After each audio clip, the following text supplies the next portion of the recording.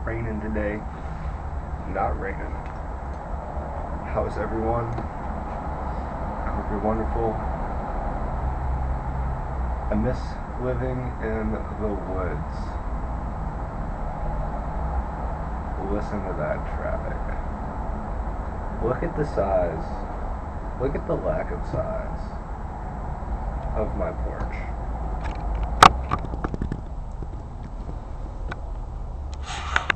It's muy pequito. It's freaking tiny. A tiny porch. Like, oh yeah, you got a deck. Yeah, you guys get a deck. Yeah, definitely. No, we don't get a deck. What deck? No deck.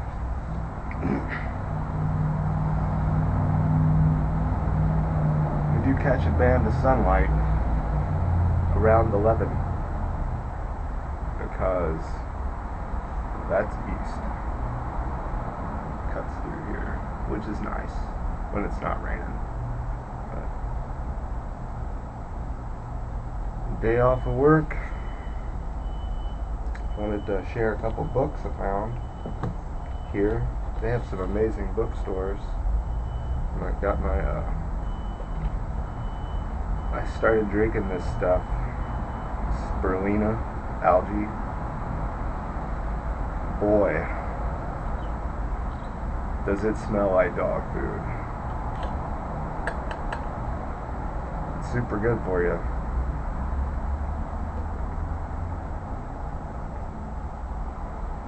And it's not terrible. I put like a tablespoon in like a liter last night. Really tasted like tastes like dog food. It was bad. This is okay. It was like a teaspoon, a third of a tablespoon in a liter. And I'm just gonna keep adding to it. I can't argue with simple things like this. I'm going to try to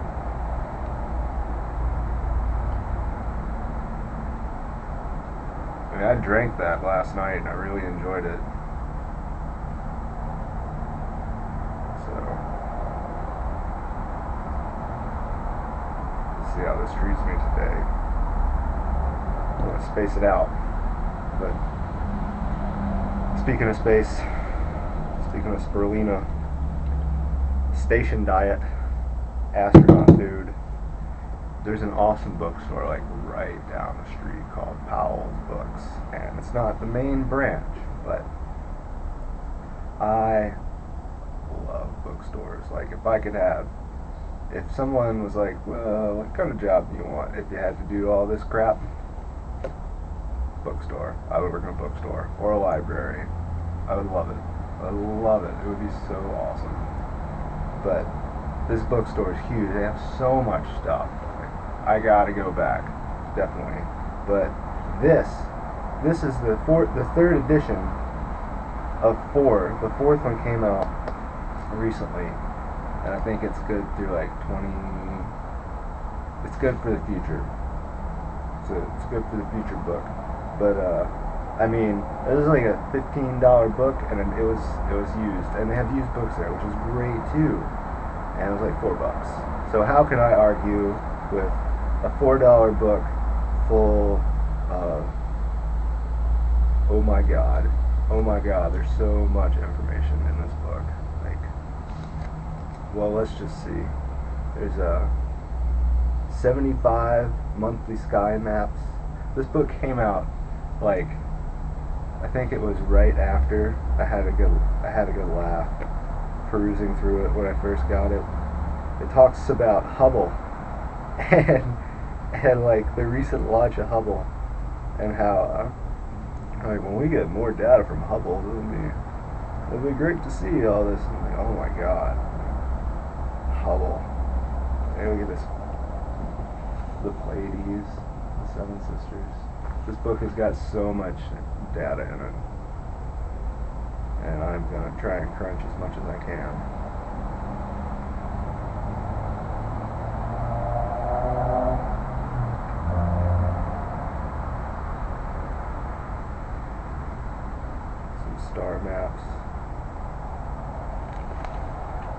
Star maps.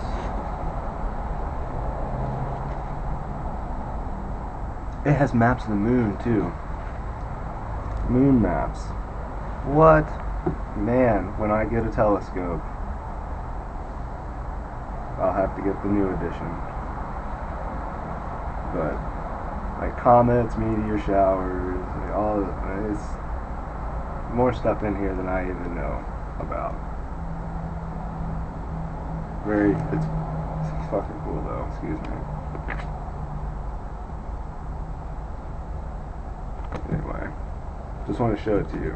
I have to put it down, but I'll just keep looking at it. Also, the forest here is so like nurturing if you know what you're looking for, and you know, being as I'm vegan now, like, how long has it been now? What, 2 years? I don't know. Whatever. It doesn't matter. A friend of ours had this book. I hope I'm holding it for you to read properly. Yeah. Good book. Back in Tennessee, a friend of ours had this book. And there's so many mushrooms in this region of North America. Like they're everywhere. They're everywhere. And they sell them in the stores, and freaking expensive. But this is an identification guide, and it's like, it's an awesome, like super awesome identification guide. We bought this down at the Audubon Society down the street where the Forest Park is. It's a huge woodland park. And it's just, there's mushrooms growing everywhere. And it's got like a thumb key, and you can like quickly go through, like, oh man, that looks interesting, like, it looks delicious. And you're like, well, shit, I can't eat it. It'll turn my stomach into jelly. But anyway, you get the idea.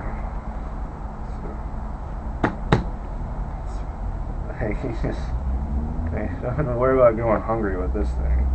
There's so much food out there. We saw lions, I think it's called a lion's mane, or a lion's tail, something like that, growing out of a hole in a tree. And this fungus was like this big, you know, like the size of my head. It was like the size of my head, and you know, edible. Like, slice it and fill family plates. Pretty cool. And this other book is the Book of Five Rings by Miyamoto Musashi. And he was a Japanese swordsman who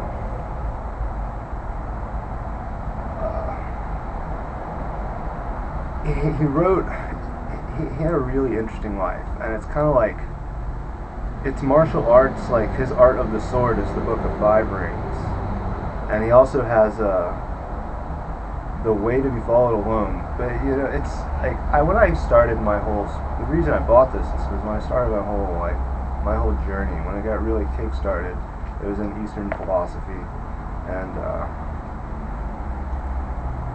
Tai Chi was really the beginning, and Taoism, like, it was the root of it all. And Tai Chi is a martial art. It's an internal art, but all martial arts, like if you don't have the, I mean, I've never personally, I would love to, but you know, one day, self-study. All these things come from the same place. You keep it sharp. The edge, you know? You walk the edge, you can build the system.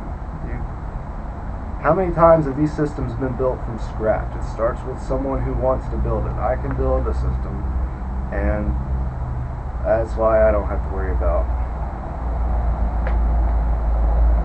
you know, traditional tutoring yet. but I want to take some to do. There's a school that offers degrees in like Tai Chi and Qigong here in Eastern traditional Chinese medicine. It's really tempting. It's not too expensive. It's really, really tempting. And, but anyway, Miyamoto here, he's known for not using a sword. Like he used bokken, he used wooden training swords. I'm sure he used swords, but he's known for his use of two swords and for using wooden swords to defeat his opponents. And it's really that intrigued me initially, and just his little, like, he was a wanderer, and he just traveled around and worked and did things and like studied, and I don't know, it's very kind of enigmatic, but I'm fascinated by it. And of course Japan was like, I can't point fingers at what kind of, I mean, Buddhism began in India and migrated through China. It met Taoism. They shook hands and said, "Oh, hello, we look at things kind of similarly. We're all staring at the same thing anyways." Pushed its way off to Japan and became Zen, and like, I guess that's how I see Zen. Zen is like, it's like the evolution of, like, as Buddhism migrated across the East. But it's influenced by Zen, and so in reading this, like, you can see how Zen played a part in his life, played a part in his swordsmanship, played a part in his philosophy, like, and of course, the author of this, he has some other works in here. I just started it. I spilled a bunch of, I was reading it the other night while I was cooking. I spilled a bunch of turmeric on it, so I've had to let it dry. But the author is a martial artist, and he wrote it for the sake of kind of wanting to understand, like, I guess himself better. But like, it's interesting. I find it interesting. I don't see martial arts as a form of violent combat. I see it as a form of, like, it's like yoga, It's an integrated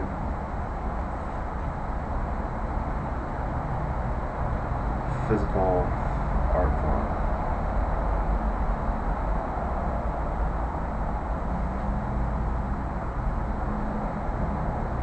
Regardless of its function, it has multiple functions.